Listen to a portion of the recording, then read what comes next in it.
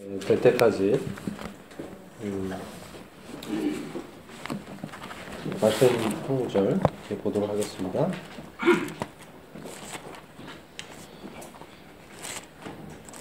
고린도 후서입니다. 고린도 후서 8장입니다.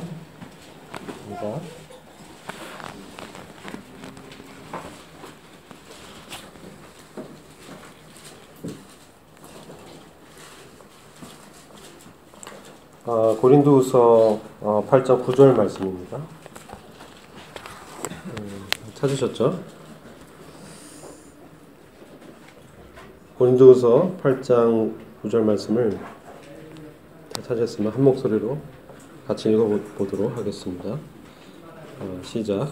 우리 주 예수 그리스도의 은혜를 너희가 알고냐? 부요하신 자로서 너희를 위하여 가난하게 되심은 그의 가난함을 인하여 너희로 부요케 하려 하심이니라.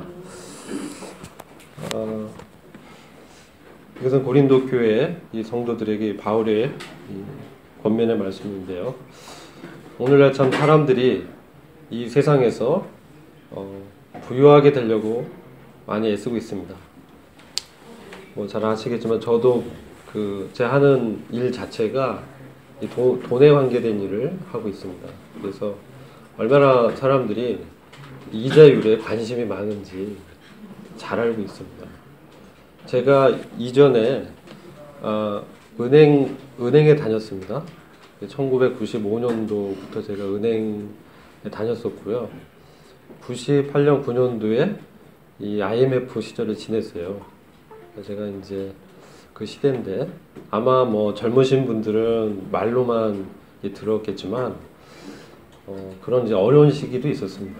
그리고 지금 우리나라가 그것을 통과하고 2008년도 외환위기를 이렇게 거쳤죠. 그리고 지금은 우리나라가 이제 거의 선진 구간에 들어가면서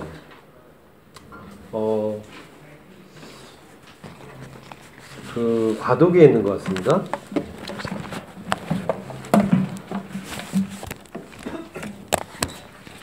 그래서 이자율을 이렇게 보면요, 이자율이 제가 95년도 이렇게 다닐 때는 이자율이 10몇 % 이렇게 됐었습니다. 근데 지금은 이자율이 상당히 많이 낮아졌죠. 그런 단계에 있는데 되게 말씀 왜 드리냐면은 사람들이 그 이자율 1%만 해도 굉장히 신경을 많이 쓰시더라고요. 그래서 이제 그런 관점에서 보면은 이 세상이 얼마나 이렇게 부유하게 되려고 많은 애를 쓰고 또 많은 그 노력과 시간을 투자하는지 모르겠어요. 그런데 이 그리스도인 우리에게는 참된 부유가 무엇인가? 그것은 바로 우리가 좀 전에 읽었던 그 말씀처럼 예수 그리스도의 은혜로 우리가 부유해짐을 이제 알게 됩니다. 이 말씀처럼 우리 주 예수 그리스도의 은혜를 말씀을 할 때 우리 주님이 얼마나 부유하신 분인지 그것을 주목하게 됩니다. 이것은 요한복음에는 이와 같이 말씀하고 있어요. 아버지여, 창세전에 내가 아버지와 함께 가졌던 영화로서 지금도 아버지와 함께 나를 영화롭게 하옵소서. 이 주님의 부유함은 창세전에 아버지 하나님과 나누었던 그 풍성하신 그런 교제 가운데 주님이 누렸던 모든 것들을 말씀하고 있는 것입니다. 우리 주님 어떤 분이십니까? 말씀 하나님이시죠. 그래서 천지를 창조하실 때 전능하신 그 아버지 하나님의 말씀으로, 말씀 하나님으로 창조 사역에 함께 하셨던 것입니다. 그리고 하나님으로서의 모든 영광을 누리셨던 그분께서 이 창세 전에 하나님과 함께 가졌던 그 영광을 이제 포기하시고 우리 위해서 가난하게 되셨다는 거죠. 왜 그렇게 하셨는가? 그것은 바로 우리에게 하나님의 부유하심을 주시기 위해서 그랬다는 것을 보게 됩니다. 근데 그것이 우리의 어떤 애씀이나 노력이나 이러한 선행으로 되는 것이 아니라 전적인 하나님의 은혜라는 것을 보게 되는 것입니다. 하나님의 은혜, 그리스도의 은혜로 인해서 우리가 부요해졌다는 거죠. 이 부요는 제가 믿기로는 이 영적인 부요를 말씀하고 이 세상에 어떤 잠시 있다가 없어지는 그런 부요가 아니라 영원한 이 시간을 잴 수 없는 그러한 영원한 세계에서 누리는 그런 부라는 것이죠. 얼마나 가치 있는 것입니까? 잠깐 동안 우리가 가지고 이 조금 더 잘 살아보려고 그렇게 쓰는 그런 돈이라든지 재물 이런 것들은 사실은 정말 이 품 안에 새를 잡았다가 이 새가 날아가면 없어지는 것처럼 없어져 버리는 것이 그런 것을 보게 됩니다. 이 돈이라는 것은요, 이 화폐라는 것은 사실은 이 종이잖아요. 이건 교환가치, 영원하지 않아요. 찢어버리면 없어져. 그런데 하나님 만드신 땅이라든지 자원이라든지 이 창조물이라든지 이런 것은 영원한 것입니다. 하나님이 지으신 것은 영원한 것입니다. 하나님의 경륜에 따라서 그것은 이 영원한 그런 시간 동안에 이렇게 보존되는 것이죠. 요한복음 17장의 말씀을 계속해서 보면은 바로 그 그리스도의 그 부요함은 우리에게 주님께서 은혜로 주셨는데 그것은 이 영광스러운 것이고 요한복음 17장 23절에서는 이와 같이 말씀하고 있어요. 곧 내가 저희 안에 아버지께서 내 안에 계셔 저희로 온전함을 이루어 하나가 되려 함은 이렇게 말씀하고 있습니다. 이것은 주님의 그 영광은 아버지 하나님과 하나됨 속에서 누렸던 그 영광이라는 것을 보게 되는 것입니다.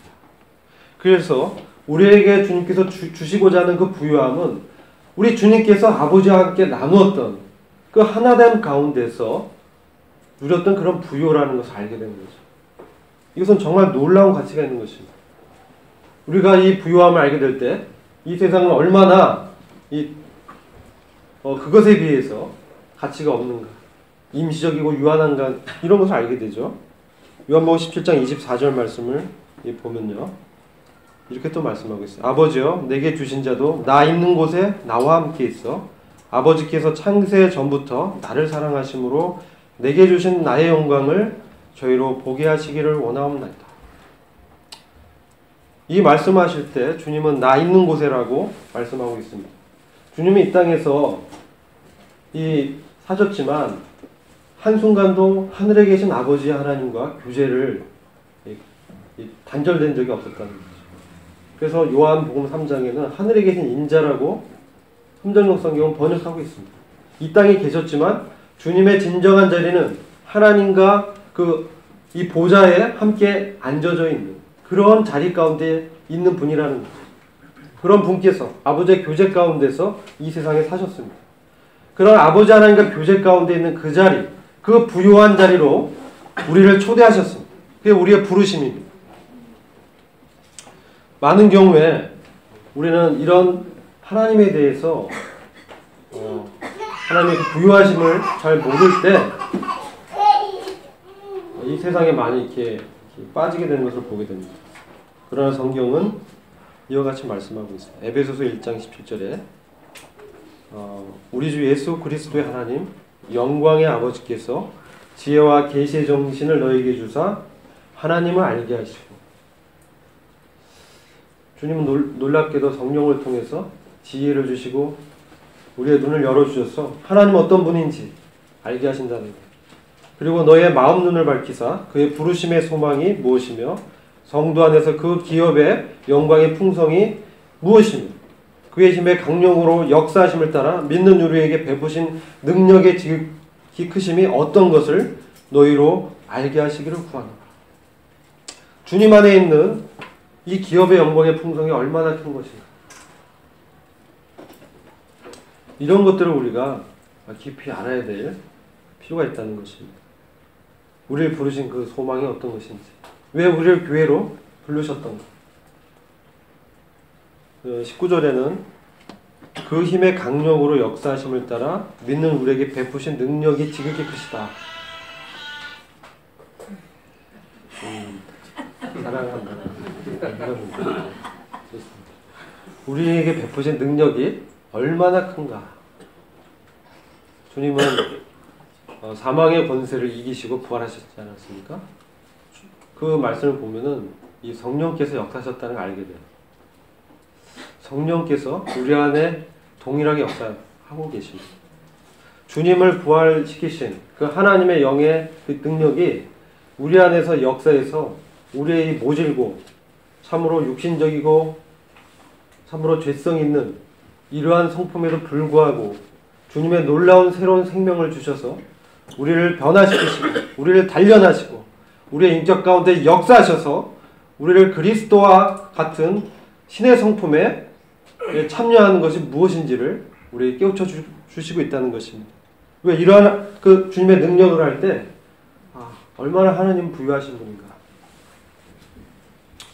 그래서 알게 되죠. 또 빌립보서 4장 11부터 13절을 보시면 바울은 이와 같이 고백을 하고 있습니다. 그의 고백은 우리에게 놀라운 이 교훈을 주고 있죠. 내가 궁핍함으로 말하는 것이 아니라 어떠한 형편에든지 내가 자족하기를 배웠노니 내가 비천에 처할 줄도 알고 풍부에 처할 줄도 알아 모든 일에 배부르며 배고픔과 풍부와 궁핍에도 일체의 비결을 배웠노라. 내게 능력 주신 자 안에서 내가 모든 것을 할 수 있는가. 이같이 고백하고 있습니다. 이것은 빌립보 성도에게 바울이 감옥에 갇혀서 쓴 옥중 이 서신 중에 한 구절입니다. 바울이 이제 감옥에서 그 차가운 바닥에서 바른 이제 착고에 매여 있겠죠. 그가 이렇게 매여 있지만 그의 마음은 주님 안에서 자유로웠어요. 그런 주님에게 사로잡힌 자였습니다. 그래서 주님이 그에게 베푸신 그 부요와 은혜가 얼마나 큰지를 그는 경험했습니다. 그래서 그는 그의 전도 여행 가운데 때로는 참 부한 그 경험도 많이 했고요. 맛있는 것도 먹었었던 것 같아요. 접대도 받고. 그러나 많은 경우에 바울은 참으로 고난 가운데 있었습니다. 그래서 이 바울이 비천에 처할 줄도 알고 풍부에 처할 줄도 알았어요. 모든 일에 배부르며 배고픔과 풍부와 궁핍에도 일체의 비결을 배웠다라고 말씀하고 있습니다. 하나님의 부요하심을 우리가 알게 될 때 우리는 어떤 이 환경의 어려움 가운데 있다 할지라도 그것을 이길 수 있는 우리에게 능력이 되어줌을 이제 보게 되는 것입니다. 어떠한 형편이든지 만족했다는 거죠. 참 이것은 저에게 굉장한 도전을 주는 이 말씀입니다. 저의 이렇게 인생을 돌이켜도 참 이 직장생활 제가 20년 넘게 해오지만 때로는 기뻐할 때도 있고 때로는 힘들어할 때도 있고 왜 이렇게 할까? 그런 생각도 이제 많이 갖게 되죠. 왜 나를 주님께서 이렇게 어렵게 할까? 또 이런 것들은 무단 직장생활뿐만 아니라 가정에서, 학교에서, 사람들의 관계 속에서 나타납니다. 근데 이런 것들을 통해서 우리는 주목해야 할 것은 우리 안에 계신 하나님의 이 생명이 얼마나 놀라운지를 주목하게 되는 것입니다. 하나님의 부요하심이 얼마나 큰지를 알게 되는 것입니다. 주님은 역사하십니다. 우리를 그냥 내버려 두지 않으시죠. 그 가운데서 주님을 주목하게 합니다. 믿음의 주 온전케 하신 그 예수를 바라보게 합니다. 그럴 때 우리는 내가 있는 그곳이 비록 감옥일지라도 만족할 수 있다는 거죠. 왜? 바로 내 안에 하나님께서 살아서 역사하고 있기 때문에 그런 어려움을 극복할 수 있는 능력이 내 안에서 생긴다는 것입니다. 이것은 철저히 바울의 그 삶 가운데서 그가 경험하고 우리에게 가르치면서 권면하고 있습니다. 그래서 바울은 이 빌립보서 4장 13절에서 내게 능력 주시는 자 안에서 그에게 능력이 없었어요. 그에겐 육신적으로 매우 강하고 바리새인이었고 베냐민 지파였고 히브리인 중에 히브리인이었고 날 때부터 로마의 시민권을 가진 부유한 집안에 태어났던 배경이 있었던 자였지만 이 모든 것을 예수 그리스도 아는 그 지식의 고상함 때문에 다 배설물로 여겼던 것입니다. 그래서 그는 철저히 그의 능력의 근원이 바로 하나님께 있음을 배웠던 것입니다. 그러니까 그는 철저하게 주님께 복종하게 되고 주님 얼마나 놀라우신지를 알게 된 것이죠. 그래서 그의 노년에 내가 이렇게 일하고 사도로서 누구보다 열심히 할 수 있었던 것은 하나님의 은혜였다. 나의 나된 것은 하나님의 은혜다라고 고백하고 있는 것입니다. 우리가 때로는 우리의 능력과 우리의 부와 재물이 있어야 하나님을 기쁘게 하고 하나님을 섬길 수 있다고 생각하지만 그렇지 않습니다. 우리의 능력은 이 세상의 것에서 비롯되는 것이 아니라 우리 안에 역사하시는 바로 하나님으로부터 비롯되는 것이기 때문에 그렇습니다. 그래서 바울의 고백이, 우리의 고백이 참으로 되기를 원하는 것입니다. 바로 이 영적인 부요함 능력은 우리 예수 그리스도가 어떤 분이신지 그분의 주되심과 그분의 사랑을 우리가 깊이 알고 경험할 때 그것에 있다는 것을 알게 됩니다. 로마서 10장 12절은 이와 같이 얘기하고 있습니다. 유대인이나 헬라인이나 차별이 없습니다. 한 주께서 모든 사람의 주가 되사 저를 부르는 모든 사람에게 부유하시도다. 아멘. 주님 참으로 모든 사람에게 주가 되시는 분이십니다. 이 세상은 그것을 인정치 않고 있지만 결국 주님의 그 주권적인 섭리와 능력의 역사 가운데서 주님의 주되심을 인정하게 될 것입니다. 주님 지금도 역사하고 계십니다. 요즘 그 미국의 대통령이 누구냐고 많이 이제 얘기하고 있지 않습니까? H 여사, 그죠? 얘기하고 있습니다. T씨, 미스터 T. 근데 그 미국의 세계 제1대 강대국의 대통령을 누가 과연 뽑을까요? 여러분 어떻게 생각하십니까? 국민들이 뽑습니까? 물론 그들의 손을 통해서 당첨이 되겠죠. 당선이 되겠죠. 그러나 주님의 섭리 가운데 있다는 것입니다. 우리가 다니엘서를 보면 느부갓네살 왕을 그 왕권의 자리에 앉힌 자가 누구냐고 말하고 있는 것을 보게 됩니다. 그것은 살아계시며 역사하시며 이 우주 만물을 만드신 전능하신 하나님께서 이 역사를 주관하고 있음을 보여주고 있는 것입니다. 우리는 그 하나님의 전능함 가운데서 이 교회로 놀라운 영광스러운 소망의 기업을 받은 그러한 그리스도인인 것입니다. 그분이 얼마나 놀라우신가. 우리는 그분께서 우리 안에서 다스리실 때 그분의 주님으로 역사하실 때 진정으로 우리는 부유한 자인 것입니다. 야고보서 2장 5절과 마태복음 5장 3절 이렇게 또 말씀하고 있어요. 내 사랑하는 형제들아 들을지어다. 하나님이 세상에 대하는 가난한 자를 택하사 믿음에 부유하게 하시고 또 자기를 사랑하는 자들 약속하신 나라를 유업으로 받게 아니하셨느냐. 심령이 가난한 자는 복이 있나니 천국이 저희 것입니다. 세상에 대하여는 가난한 자를 이렇게 택하셨어요. 세상엔 소망이 없는 자, 세상에서 나의 능력으로 뭘 이렇게 할 수 없는 자, 정말 마음이 공고해서 주님 외에는 정말 의지할 바가 없는 자, 그런 자를 택하셔서 믿음에 있어서 부유하게 하시고, 놀라운 영적인 부유죠. 그래서 그런 자들에게 역사하셔서 그 베푸신 능력의 지극히 크심을 인해서 우리를 다루시고 우리를 단련하셔서 하나님의 약속하신 나라를 유업으로 받게 한다는 거예요. 천국이 저희 것이다. 천국 그 예수 그리스도의 통치죠.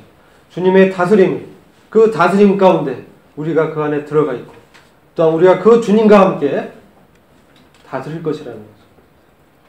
우리가 이러한 주님의 주되심을 이 성경에서 말씀하는 것을 정말 깊이 있게 묵상하고 안다면 우리는 이 세상을 우리를 보고 슬퍼하고 침체하지 않을 수 있어요. 우리는 많은 경우에 우리 자신을 바라보게 됩니다. 내가 얼마나 연약한 자인가? 내게 있는 게 얼마나 보잘것없는가? 그러나 바울은 그러지 않았어요. 믿음의 선진들은 다 그리스도를 바라봤다는 것입니다. 내 안에 역사하시는 그 하나님을 바라봤다는 것입니다. 그분이 얼마나 놀랍고 능력이 있으시며 우리를 이런 어려움 가운데 두신 그 섭리적인 이 고난을 통과하게 하는 이유가 있다는 것입니다. 그것은 바로 이 나라를 유업으로 받게 하기 위해서 그분의 다스림 가운데 들어가서 주와 함께 다스리는 놀라운 그리스도의 공동상속자로 우리를 단련해 가고 있는 것입니다. 우리가 그래서 성경은 고난받는 것이 유익이라고 얘기하고 있습니다. 왜 그렇습니까? 우리는 고난받기 싫어합니다. 본성이 그렇습니다. 고난을 꺼려요. 그러나 하나님의 그 프로젝트 안에는, 하나님의 구원의 놀라운 경륜 안에는 우리를 고난 가운데서 그분의 주되심을 계속적으로 말씀해 주십니다. 바로 내가 너의 주다. 내가 바로 다스리는 자.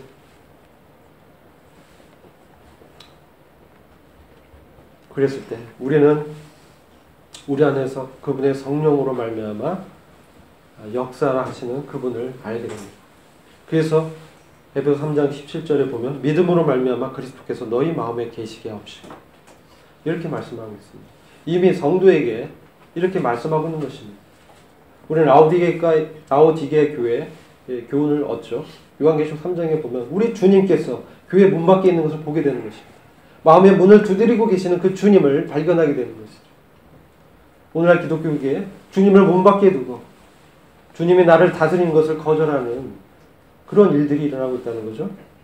그래서 믿음으로 말미암아 그리스도께서 우리 마음의 속 중심에 계셔서 우리를 다스리게 하옵시고 이와 같이 바울이 기도하고 있는 것입니다. 그리고 능히 모든 성도와 함께 지식에 넘치는 그리스도의 사랑을 알아서 그 넓이와 길이와 높이와 깊이가 어떠함을 깨달아 하나님의 모든 충만하신 것으로 너희에게 충만하시기를 구하노라. 우리가 그리스도의 사랑을 알게 됩니다. 우리가 고난 가운데서 얻는 유익은 정말 예수 그리스도께서 살아계신 하나님이시고 나의 주님이시고 그분의 사랑이 얼마나 놀라운가, 얼마나 깊이 있는가, 나와 같은 죄인을 받아주신 그 주님의 은혜가 얼마나 부유한가를 우리는 매번 경험하게 되고 그분 앞에 엎드리게 되는 것입니다. 참으로 주는 나의 주요 나의 하나님이십니다. 이런 고백을 우리 안에서 진정으로 우러나오게 하시는 것이죠. 그럴 때 그분의 능력이 나를 충만하게 하시는 것이죠. 바로 이러한 그 주님을 우리가 아는데 하나가 돼야 돼요. 이게 교회에 부르신 목적 중에 하나인 것입니다.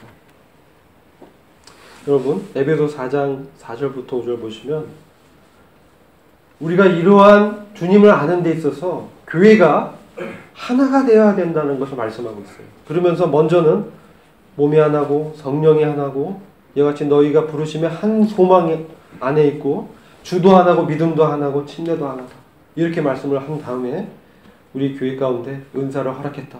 사도요, 선지자요, 전도자요, 교사요, 목자를 주신 이유는 바로 성도를 온전케 하며 봉사의 일을 하게 하며 그리스도의 몸을 세우려 하심이라. 우리가 다 하나님의 아들을 믿는 것과 아는 일에 하나가 되어 온전한 사람을 이루어 그리스도의 장성한 분량이 충만한 데까지 이르리니. 전 이 말씀을 보면서 이 교회 가운데 은사의 역할을 발견하게 됩니다. 이런 은사는 바로 성도들을 통해서 그들을 온전케 하는 것입니다. 그래서 성도들이 온전케 돼서 봉사의 일을 하게 만드는 것이에요. 이것은 뭐냐? 미니스트리입니다. 이것은 사역입니다. 여러분 교회 가운데 사역자들이 있지만 우리가 잊지 말아야 될 것은 성도 개개인을 미니스트리, 봉사의 직무를 담당할 사역자로 주님이 부르셨다는 것입니다. 이것은 동역의 관계에 있는 것입니다. 이것은 놀라운 교회 가운데 하나님께서 영광스럽게 맡기신 것입니다. 우리가 이 영광스러운 기업의 이 풍성함을 소홀히 여겨서는 안 됩니다. 이 일은 저 사람이 잘하는, 이 일은 이렇게 하면 안 돼요. 우리 모두에게 주님은 은사를 주셨어요. 우리 주님께서는 우리에게 능력을 주셨어요. 우리에게 성령을 허락하셔서 각자의 그 자리에서 몸된 교회를 섬길 수 있도록 은혜를 베푸시고 힘을 공급하시며 역사하신다는 것입니다. 그렇게 되었을 때 몸된 교회가 온전한 사람을 이루어서 그리스도의 장성한 분량에 이르게 되는 것입니다. 어느 한 사람만 장성한 분량이다. 이건 아니에요. 이것은 주님이 교회에게 맡기신 영광과는 거리가 있는 것입니다. 우리 모두가 하나가 되어서 그리스도의 장성한 분량에 이르게 하는 것이 바로 몸된 교회에 맡긴 주님의 놀라운 그 영광임을 보게 되는 것입니다. 우리가 주님과 함께 개인적으로 하나가 됐지만 또한 성도들과 그리스도 안에서 하나인 것입니다. 이렇게 했을 때 우리가 주님의 사랑을 더 깊이 알게 되는 것이죠. 초대교회 어떻습니까? 그들은 함께 물건을 통용하고 사람들의 형편을 살피면서 서로 기도하고 날마다 모여서 교제하면서 우리 주님을 높였던 것입니다. 그래서 온몸이 그리스도로부터 각 마디를 통해서 도움을 입어서 연락하고 상합하여 각 지체의 분량대로 역사해서 그 몸을 자라게 하며 사랑 안에서 스스로 세우느니라. 이것이 우리가 주님을 아는데 하나가 되는 가장 큰 교회에 맡기신 목적이 있는 것입니다. 교회의 영광은 바로 우리가 그리스도 안에서 모두가 하나가 돼서 장성한 분량에 이르는 것입니다. 그랬을 때 우리 안에 거하시는 그리스도를 보게 되는 것이죠. 교회 안에 거하시는 그리스도. 요한계시록 1장에 보면 우리 주님께서 하나님의 아들의 모습으로, 하나님의 그 영광의 모습으로 나타나셔서 7 금 촛대 사이를 거니고 계십니다. 우리 주님은 어떠한 모습으로 교회 가운데 지금 운행하고 계십니까? 그분은 장차 올 자요 전능한 자십니다. 그분은 다시 오실 것입니다. 그리고 전능하신 하나님으로서 이 세상을 그분의 발 앞에 굴복시키실 것입니다. 우리 주님은 처음이요 나중이다 이렇게 말씀하고 있습니다. 우리 이 세상의 처음이요 나중이기도 하지만 이 개인의 역사에서도 주님이 우리를 이 땅에 보내셨고 주님이 데려가신다는 것입니다.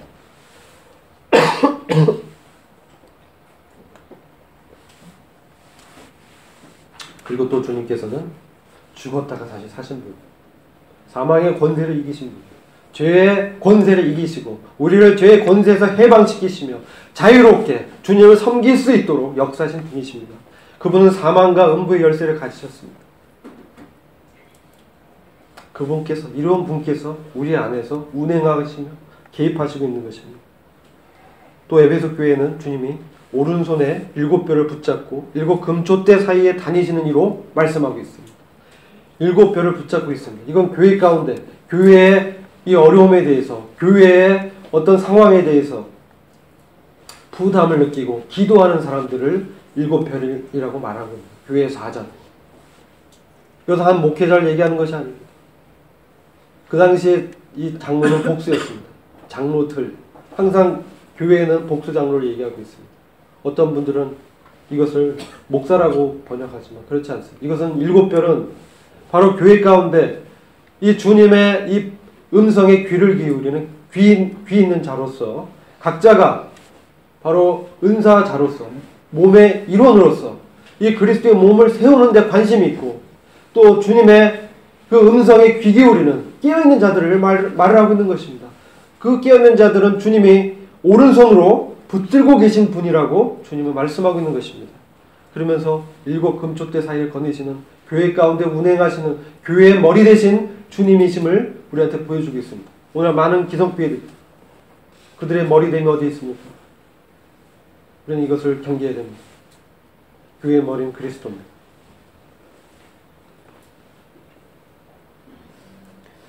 그리고 버가막 교회는 세상과 타협한 교회였습니다.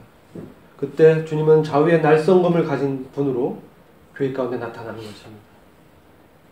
이것은 혼과 영과 골수를 쪼개는 말씀의 검으로 우리를 심판하시는 그리스도를 보여주고 있습니다. 세상과 내가 혹 타협하지 않았나? 이런 것들을 돌이켜 봐야 될 것입니다. 많은 유혹이 있습니다.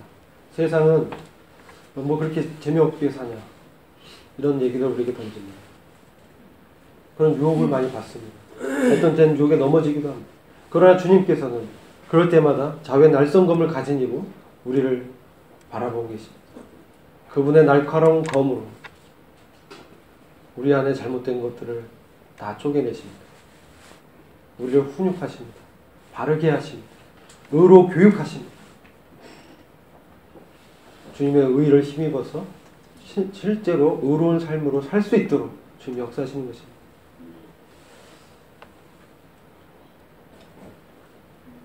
또 어떻습니까? 두아디라 교회 같이 우상 숭배했던 음행을 하는 이 교회죠. 이세벨을 영접한 그 교회에 대해서는 주님께서 심판자로 나타납니다. 눈이 불꽃 같고 그 발이 빛난 주석 같은 하나님의 아들로 주님이 심판자로 나타나는 것입니다. 우리의 가치관이 어디 있습니까? 세상에 거하는 자들, 요한계시록 세상에 거하는 자들을 시험하는 때가 있다고 말씀하고 있습니다. 우리 진정한 교회는 그 시험을 통과하지 않을 것입니다. 그러나 그렇지 않은 기독교계 안에 있지만 실제로는 생명이 없는 자들은 그 시험을 통과하게 될 것입니다. 그리고 주님은 이기는 자에게, 믿음을 지킨 자에게 만국을 다스리는 권세를 주신다고 하셨어요. 많은 사람들이 권세를 이제 추구합니다. 이 부를 이렇게 취득한 사람은 이제 권세까지도 취득하려고 합니다. 그러나 실제 이 권세는 하나님께 있습니다. 만국을 다스리는 권세가 바로 주님께 있습니다. 그런 분께서 우리한테 말씀하십니다. 우리 안에 역사하시며 교회 가운데 말씀하시는 분은 만국을 다스리는 권세를 가지신 분이십니다. 그러나 우리는 이런 것들을 잘 모르는 것 같습니다. 얼마나 많은 경우에 주님을 문 밖에 두고 있는지. 주님은 참으로 인격적이십니다. 우리에게 인격적으로 계속적으로 기회를 주고 있습니다. 그러나 마지막 때는 주님이 철장을 다스리고 이 세상에 불순종하는 자를 이와 같이 질그릇 깨트리는 것 같이 하리라고 말씀하고 있는 것입니다. 또 교회 가운데 거하시는 우리 주님의 모습은 거룩하시다. 진실하사 다윗의 열쇠를 가지시니 곧 열면 닫을 사람이 없고 닫으면 열 사람이 없다라고 말씀하고 있습니다. 이것은 주님이 얼마나 거룩하신 분인가. 이것을 우리로 하여금 주목하게 합니다. 내가 거룩하니 너희도 거룩하라. 내가 거룩한 것처럼 너희도 거룩하라. 저는 이 말씀 정말 이해가 안 됐습니다. 어떻게 주님처럼 거룩할 수 있을까? 근데 이 거룩의 의미가 도덕적인 선에 앞서서 죄가 없는 상태에 앞서서 우리에게 있어서 거룩은 바로 하나님께 속하는 것입니다. 하나님께로 성별되고 하나님의 목적에 맞게 하나님께로 분리된 그런 자들은 이제 거룩한 자들이라고 하는 것입니다. 우리 주님께서 얼마나 하나님의 일과 뜻과 목적에 성별되셔서 죄가 하나도 없으신 분으로 이 땅에 사셨습니까? 우리는 그분과 함께 동행할 때 죄의 권세에서 해방돼서 이 땅을 통과할 수 있을 것입니다. 또 다윗의 열쇠를 가졌다고 주님 말씀하고 있어요. 이것은 바로 왕국의 권세입니다. 그리고 그것을 열면 닫을 사람이 없고 또 닫으면 열 사람이 없는 놀라운 주님의 이 권세를 우리가 보게 되는 것입니다. 우리는 얼마나 많은 경우에 이 기회가 닫히면 어떻게 할까? 안달하는 경우가 있습니다. 그러나 주님은 이 주님의 권세는 그것을 주님이 열어놓으면 아무도 닫을 수 없는 것입니다.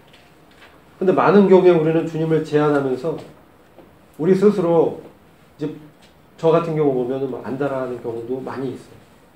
근데 우리 주님이 어떤 분이 이렇게 봐게 됐을 때, 이 주님의 섭리 가운데 있구나. 주님의 그 권세 가운데서 운행하고 계시구나. 이것을 알게 되는 것입니다. 교회 가운데 주님 그렇게 역사하신다는 우리의 삶 가운데, 우리 성도들의 사이에서 주님의 역사함을 보게 되는 것입니다.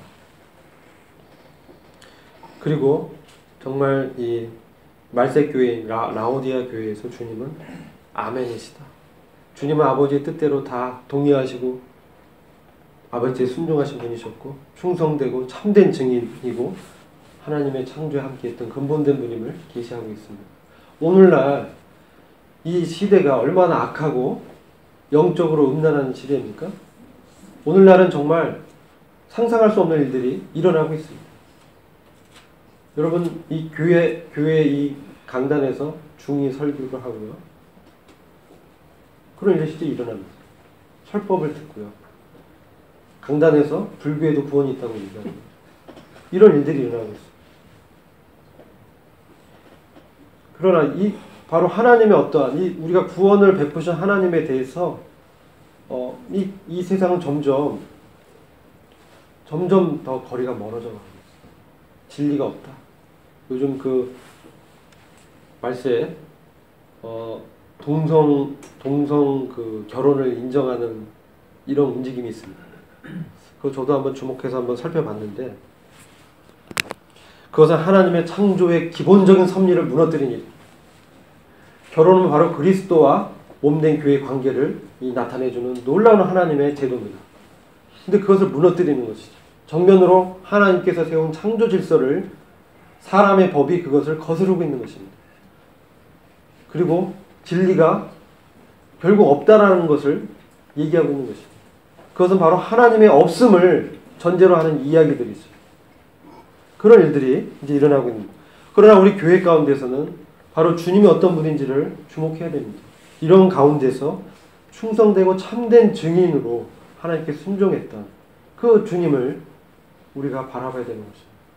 우리는 참으로 충성되어야 되는 거예요. 우리가 주님의 말씀에 따라서 걸어가야 되는 것입니다. 그리고 우리 주님의 부유함은 바로 성령의 역사 가운데 나타나게 됩니다. 여기 보면 우리 안에 역사하시는 성령께서 얼마나 놀라운 일을 하는지를 말씀하고 있습니다. 먼저 때가 찬 경륜을 에베소 1장 9절은 얘기하고 있습니다. 그것은 바로 지금 이 시대에 어떤 때가 되었을 때, 모든 이방인의 충만한 수가 다 찼을 때 주님께서 다시 오셔서 만왕의 왕이요 만주의 주로서 이 세상을 주님의 발 앞에 통일시키는 일이 있을 것을 말씀하는 것입니다. 바로 그러한 때에 예수 그리스도를 부활시키신 그 부활의 능력이 그분 안에 성령으로 역사하셨는데, 그것이 우리 가운데서도 역사하게 돼서 우리의 죄된 몸을 벗어서 그리스도의 몸과 같이 변화시킨 그런 몸의 구속이 일어난다는 것입니다.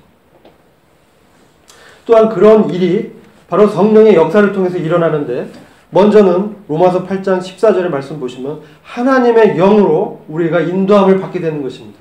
우리 안에 성령이 있습니다.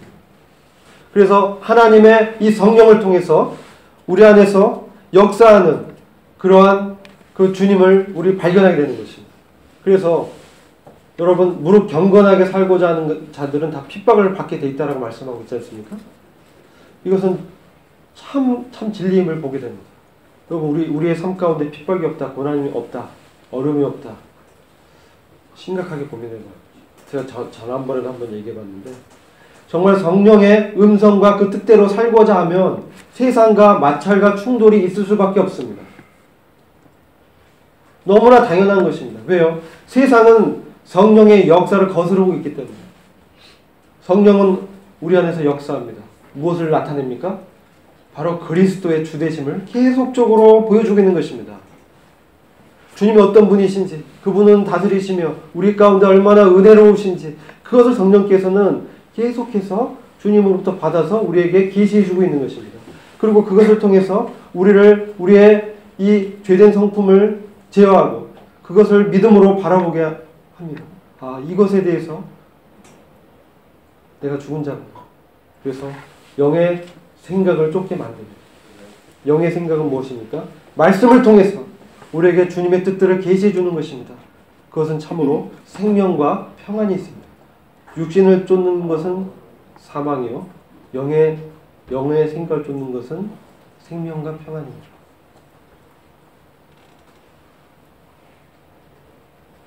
우리에게 평안이 있습니다.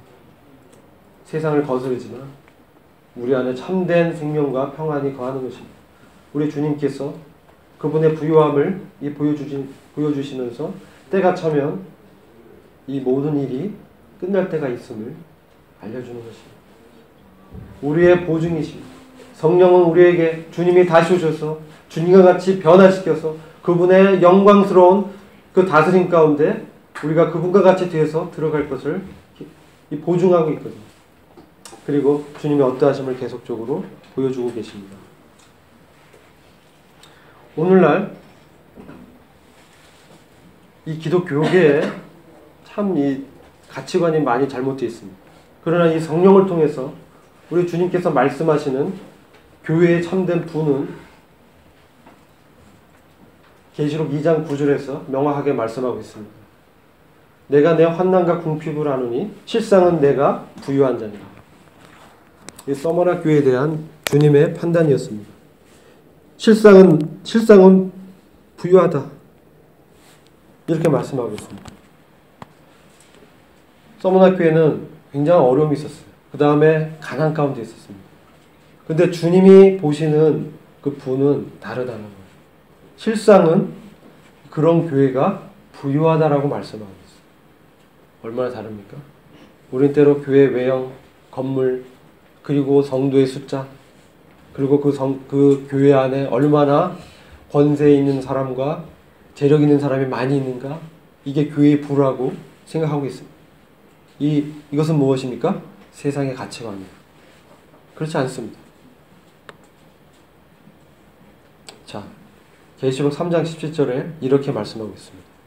내가 말하기를 나는 부자라 부유하여 부족한 것이 없다 하나. 이건 말세 교회에 이렇게 얘기하고 있어요. 아우디가 교회에서. 나는 부자다, 부유하다, 부족한 것이 없다.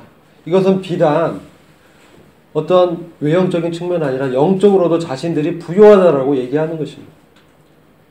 나 많이 알고 있거든. 지식이 풍부하거든. 부족한 것이 없다. 그런데 주님이 보실 때는 그렇지 않다는 겁니다. 경건의 모양은 있지만 경건의 능력은 부인되는 그런 말세 교회들이 많이 있습니다. 사실상 주님의 눈에는 그것은 공고하고 가련하며 가난하고 눈멀고 벌거벗은 것이. 근데 안타까운 것은 스스로는 부자라고 부유하고 풍요하다고 생각하고 있다는 것이 참으로 안타까운 거예요. 저는 이게 우리의 모습이 될 수도 있다고 봅니다. 우리가 어느 순간 교만해져서 내가 다 가지고 있다. 나에겐 부족한 것이 없어. 그러나 주님이 보실 땐 부족한 것이 있다는 거예요. 우리에게 경건의 능력이 성령과 교제하며 내 삶 가운데 생명의 성령의 법의 역사에 따라 주님의 신성한 성품이 나타남이 없다면 딱딱하고 맨날 퍽퍽하고 맨날 반복적인 삶 가운데 교회 가운데 오면 죄를 고백하고 애통해하고 돌아가는 이 종교인의 삶 가운데 우리가 다람쥐 채 바퀴 돌듯이 반복적으로 살고 있다는 그 영적인 실태는 가난하고 가련하고 공고한 모습이라는 것입니다. 우리 주님은 정확하게 판단하고 있습니다. 그래서 불로 연단한 금을 사서 부유하게 하라고 말씀하고 있고요. 흰 옷을 사서 입어 벌거벗은 수치를 보이지 않고 안약을 사서 눈에 바르라고 하고 있습니다. 그래서 참 부유의 근원 대신 주님으로부터 연단된 주님의 성품을, 주님의 그 의로움을 얻을 것을 말씀하고 있는 것입니다. 그리고 우리가 성령의 안약을 통해서 이 세상의 실상을 봐야 되는 것입니다.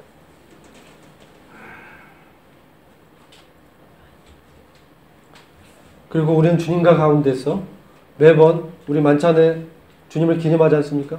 이게 우리가 모일 때만 하는 것입니까? 주일만 우리가 주님으로부터 공급받고 주님을 기념하는 것입니까?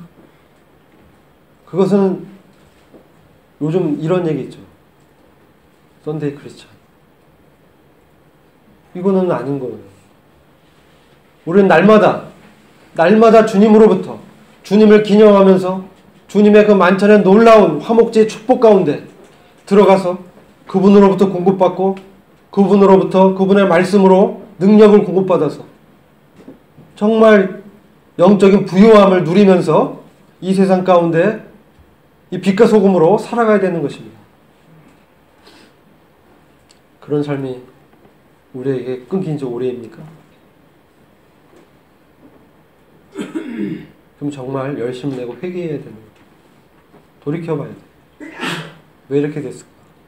그게 정상이 아닌 것입니다. 다 다른 사람이 그렇다. 이거 아닙니다. 우리는 다시 주님을 주목하고 주님이 어떤 분이신지 내 안에 주로 사시면서 얼마나 그분의 사랑이 얼마나 놀라운지 나를 받아주고 계신지 그분의 은혜가 얼마나 부유한 것인지 그 아버지의 탕자를 기다리는 그 마음이 얼마나 절절하고 간절했는지 우리는 주님께 주목해야 되는 것입니다. 그래서 문을 정말 열고 그 주님으로부터 그에게로 들어가고 나오면서 영적인 꼴을 취해야 되는 것입니다. 날마다 매 순간마다 매 순간 주님과의 교제를 인식하면서 그분과 함께 하는 그 임재 가운데서 우리가 이 세상 가운데로 걸어갈 수 있도록 주님께서 모든 부요와 그 은혜를 우리에게 베푸시고 계십니다. 얼마나 주님 놀랐습니까? 저는 나와 같은 죄인을 받으신 주님의 은혜를 생각할 때 참으로 그분 앞에 엎드려지지 않을 수가 없음을 고백합니다. 이기는 그에게는 이런 믿음으로 사는 자에게 주님과 연합된 그 마음과 믿음으로 통과하는 자에게 주님이 보좌에 함께 앉혀주겠다라고 말씀하고 있습니다. 우리에겐 만물이 너희 것이다. 주님은 이렇게 우리를 권면하고 있습니다. 근데 우리 만물이 우리 것이 아닌 양 그것을 얼마나 얻으려고 애쓴지 모르겠어요. 이미 우리 것이라고 주님은 말씀하고 있는데 빨리 끝내라고 하는가 보네요. 마지막으로 이 말씀을 드리겠습니다. 이런 영적인 부요가 우리에게 나타나고 있습니다. 우리가 얼마나 부유한 자인가. 우리의 부요에 대해서 고린도후서 6장 10절은 이렇게 말씀하고 있습니다. 근심하는 자 같으나 항상 기뻐하며 가난한 자 같으나 많은 사람을 부유하게 하고 아무것도 없는 자 같으나 모든 것을 소유한 자로다.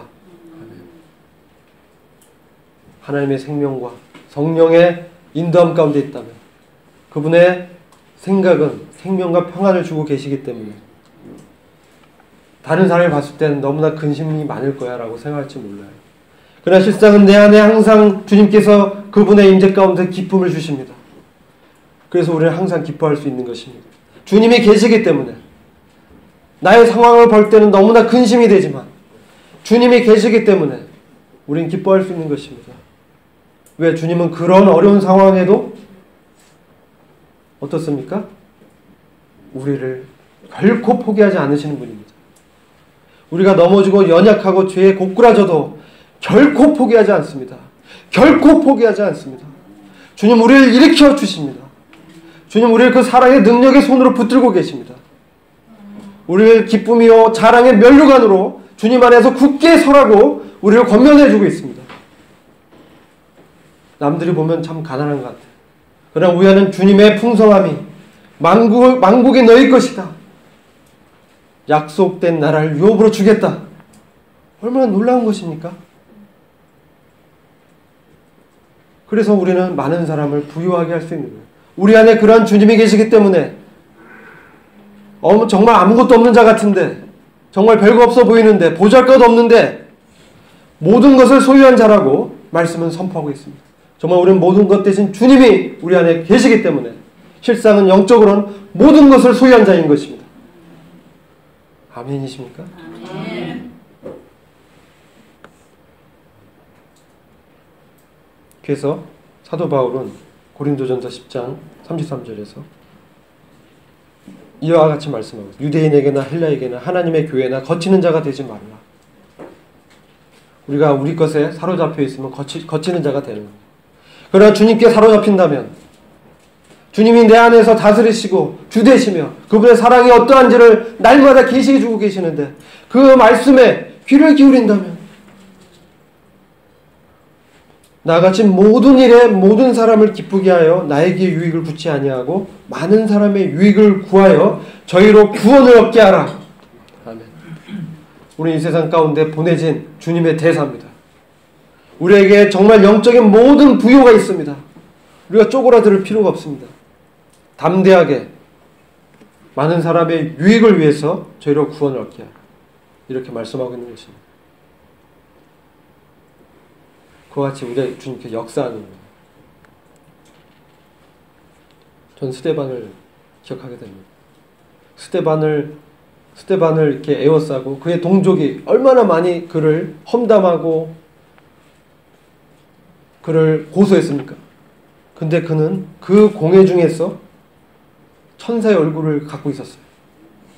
그의 마음 가운데 영의 생명과 평안이 그를 지배했어요. 그는 하늘에 계신 우편 보좌에 앉아 계신 그 주님이 일어섰던 것을 바라볼 수 있는 영적인 시야를 갖고 있었습니다.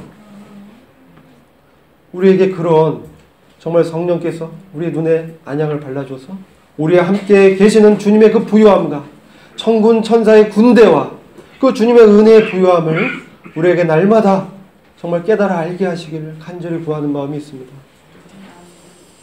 그랬을 때 우리는 참된 선임, 하나님 외에는 선한 분이 없잖아요. 우리에게 선이 없습니다. 그러나 하나님은 선하신 분입니다. 참되신 분이십니다. 우리를 구원시키시고 우리의 구원을 이루시며 그분의 열심으로 우리의 구원을 이루십니다. 그리고 우리를 그분의 영광스러운 구원으로 인도하고 계십니다. 근데 그 가운데 있는 그런데 말이에요. 이건 우리만 위한 것이 아닙니다. 다른 사람의 구원에 유익을 주기 위해서 우리가 있는 것입니다. 이런저런 우리를 부르신 주님을 경배드립니다. 아멘. 찬양드립니다. 아멘. 놀라신 주님이 우리의 부요의 근원 되심을 참으로 감사드립니다. 기도하겠습니다. 주님 감사합니다. 우리에게 참된 영적인 부요와 모든 것 되시며 만물을 만드시고 만물이 주님을 위하여 존재케 하시고 또 이 만물이 결국은 주님 앞에 발 아래 무릎 꿇게 하실 놀라운 주님을 이 시간 찬양을 드립니다. 저희들의 삶 가운데 주님이 주신 그 부요함 가운데 주님을 바라보게 하시고 우리 고난 가운데 참 엎드러지지 않게 하시며 낙심된 영혼 가운데 주님의 위로와 주님의 사랑과 은혜를 참으로 부어주시기를 간절히 기도합니다. 우리 주님께 감사를 드렸고 우리 주 예수 그리스도의 귀하신 이름으로 기도했습니다. 아멘.